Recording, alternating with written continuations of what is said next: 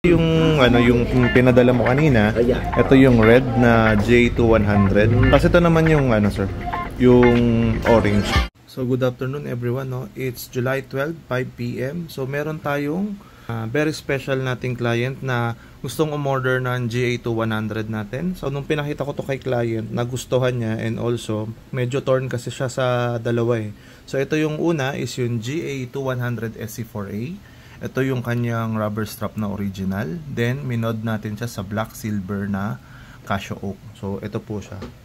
So, ito limited edition lang. So, hindi na kami maglalabas ng dual tone. Isa pang pinagpipilian ni sir is itong GA2104A na red. Tapos, gunmetal ang kanyang strap. Ito yung original na rubber strap niya. Kasama yan pag binili, brand new. So, ito siya.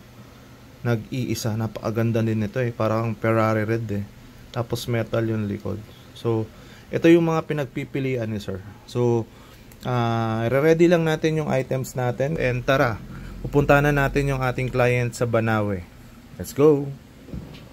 Time check, 5:34. So, on the way na tayo dun sa meet-up place sa Banawe.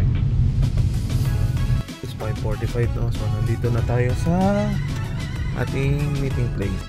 So guys, nandito na tayo sa Yipang no? So, pupunta na natin sa Sir Richmond. So, ang gets natin, ang ating client ay si Sir Gadget Sidekick. So, dito tayo sa Yipang sa taas. So, ito na siya. Yun, Sir Richmond. Gadget Sidekick. Sir, ito yung yung pinadala mo kanina. Ito yung red na J2100. Kasi ito naman yung sir, yung orange. So, ito yung strap niya, sir. So, yung red on red talaga siya. Okay, yeah. So, ang kinagandaan sa amin, sir, unlike sa kung bibili ka ng JM2100, walang kasamang rubber strap. Tapos, sobrang mahal pa. Nasa 20,000 plus pa yun eh. Unlike ito, sa amin, ito is 11,999. Tapos ito is, dahil wala na kasi itong box, nasa 999 lang ito. So, ito naman yung color nung niya, sir. Yung strap niya. So, anong tingin mo, sir? Ano yung mas gusto mo? Mas napuso ka pa rin ng red eh. Oo, sorry. Tsaka ang ganda mas eh. Mas ang ganda oh. Tinan mo. Kung may yellow lang sa para sir, para sa team tema ko. Sige nga sir, try natin. I-fit natin sir. Sige sir. Tapos natin, pag may bawasan na lang natin ng links. Medyo maluwag no sir? Maluwag, konti. Siguro ilang mga dalawa? Sige sir, natin sir.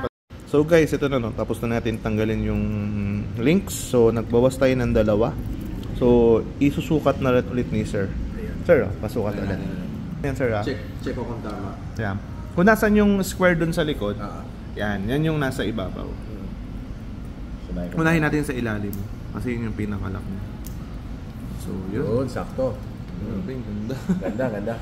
Medyo kasi red. Swerte yung mga color red eh. Pwede mo ng pantakbo sir o kaya pang harabas, daily wear. So may pamalit na ako dito.